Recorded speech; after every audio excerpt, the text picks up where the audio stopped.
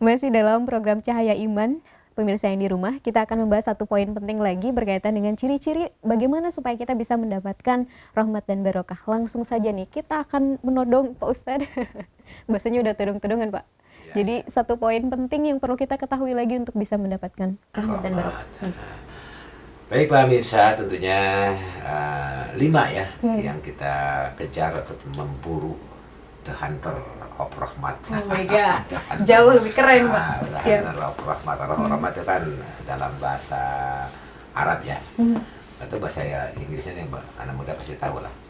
Kasih sayang katanya ya, peace, love ya. Iya, kasih sayang.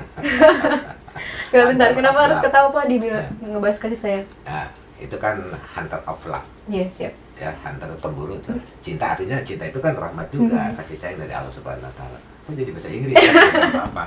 Makanya ini jadi mencarikan suasana dulu sebelum ke poin yang akhir. Ya. Baik, yang kelima ya. Tadi itu baru 4. Kita mengingatkan dulu pemirsa. 1, rahimallahu ala man hafidha lisanihi, menjaga lisan ya, itu bagi siapa yang menjaga lisan akan turun rahmat. Ya. Yang kedua, wa arfa zamanuhu, harus tahu situasi segala bidang. Harus tahu sikon aja lah. Jadi kalau tahu sikon itu dia akan diberikan rahmat dan barakah oleh Allah.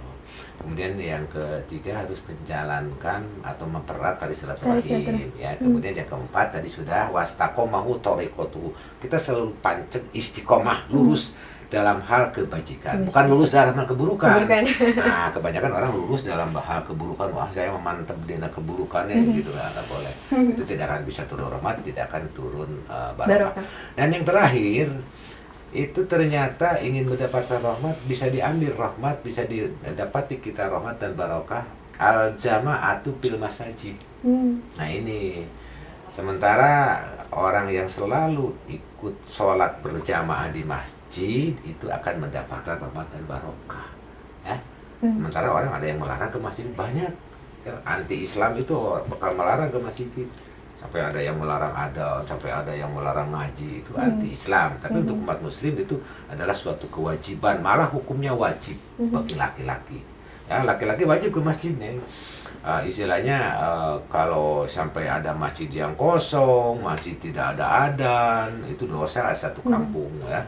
Nah, itu makanya ada kewajiban untuk kaum muslimin khususnya menyemarakan, mengisi pengajian lain sebagainya, dan termasuk sholat berjamaah.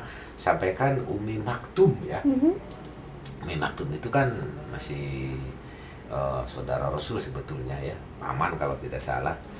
Dia kan buta ya. Dia buta. Itu ke masjid itu sampai merangkak. Merangkak itu artinya saking dia ada ya ingin sholat berjamaah itu ya. Itu coba sebagai contoh, orang yang normal, kita yang normal kok nggak pernah pergi. Kita mau mencari-cari alasan. Malah mencari-cari alasan itu, teh lain sebagainya. Nah, jadi Allah akan menurunkan rahmat dan barokah ketika dia ahli masjid, insya Allah. Nah, ketika yang 5 udah kita usahakan, jaga lisan, bisa gitu kan. Kemudian tahu situasi dan kondisi juga sudah bisa. Kemudian tetap melaksanakan silaturahim juga bagus, tanpa pamritin, tanpa mengenal apa gitu kan.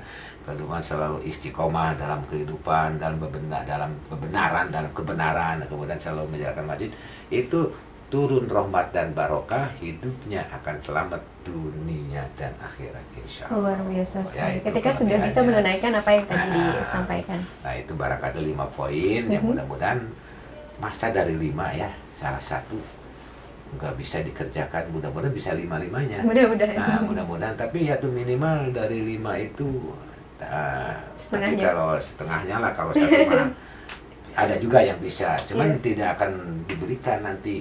Ada yang diberikan rahmat, ada yang diberikan barokah. Ada yang diberikan barokah, tidak diberikan rahmat. Atau diberikan rahmatnya yang mana? Nah, ini kita bisa bahas panjang lagi. Iya. Ya, kalau masalah luar biasa sekali. Jika tadi sudah membahas tentang ciri-ciri orang, cara orang untuk bisa mendapatkan rahmat dan barokah. Nah, berikutnya kita akan mengetahui nih kepada Pak Ustadz, sebenarnya orang yang seperti apa yang sudah mendapatkan rahmat dan barokah? Apakah bisa dikenali oleh diri sendiri, atau orang lain juga bisa mengenal orang tersebut sudah mendapatkan rahmat dan barokah? Iya. Ini sebetulnya pertanyaan yang bagus dan jarang ditanyakan ya. Ciri-ciri lebih Ciri-ciri orang yang barokah itu yang mana gitu kan. Kemudian orang yang mendapatkan rahmat itu yang mana gitu. Memang jarang ditanyakan, tapi ini bagus juga ya materi pertanyaannya. Ya, untuk kita kembali menilai orang ya. Menilai itu untuk mengetahui ciri-ciri. Apa si A ini udah dapat barokah dari Allah? Apa si A ini sudah mendapatkan rahmat dari Allah atau belum? Nah, ada ciri-cirinya. Sebetulnya kalau melihat ciri-ciri secara fisik ya, itu bisa juga. Secara fisik bisa? Bisa juga. Orang yang mendapatkan rahmat dan barokah bisa dilihat 4 poin ciri. 4 poin. Dengan cara yang pertama? Yang pertama, ketika 4 poin itu ada di orang, itu pasti sudah mendapatkan rahmat dan barokah. Yang pertama, ciri orang yang sudah mendapatkan rahmat dan barokah itu adalah lisanun fasihun. Tetap kembali kepada lisan. Lisannya fasih, lisannya sopan. Nah, itu rahmat dan barokah udah ada. Ya. Walisanun fasihun artinya lisannya fasehat itu artinya tidak berbicara jelek. Itu ciri orang. Kan kalau orang berbicara, tapi bukan untuk lisan penipuan, bukan, harus nyambung.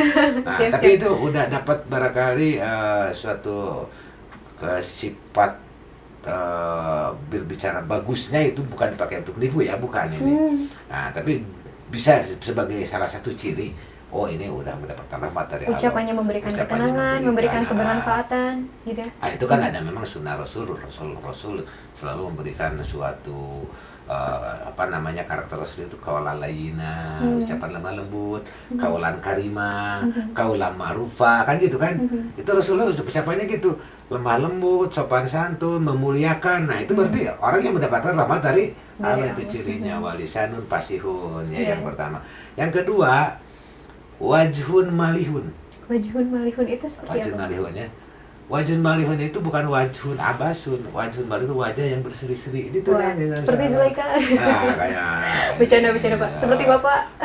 Bapak ini kalau ketemu orang wajhun malihun, selalu wajah menyenangkan lah. Yeah. Ini mau ketemu orang nggak tahu mau nagih, nggak tahu apa, kayak mau nagih, ketemu ada orang abisun aja, kayak wajah itu kayak mau ditagih gitu kan. Orang yang ditagih itu serem banget gitu. Padahal kenapa tidak ya? Orang yang mendapatkan rahmat dan barokah, walaupun ada yang nagih, dia selalu menghargai. Halo, bangga datang, bangga, silakan. Walaupun dia tidak akan bayar, misalnya ini pengalaman tidak akan, tapi tetap selalu berbuat lisannya itu dari lisan wajahnya itu selalu wajah berseri. Padahal yang juga harus wajah berseri setiap orang, tapi jangan setiap orang.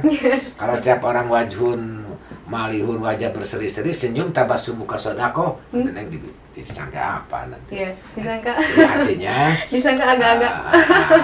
Artinya kita selalu wajhun malihun, selalu ya wajah berseri itu bagi siapa saja yang kenal ya, karena itu memang kita saudara muslim. Ini kalau pakai jilbab baru lagi ya kita senyum ya yang dipakai.